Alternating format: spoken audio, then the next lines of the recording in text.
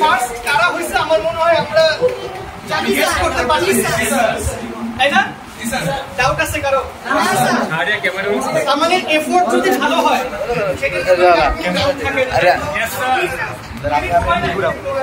তাহলে এই যে নির্গুম রাতের তো মনে একটা প্রাইজ পাওয়া উচিত তাই না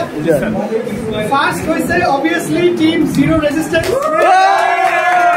আর obviously ওদেরকে প্রাইজ দিবে আমাদের ডিপার্টমেন্টের চেয়ারপারসন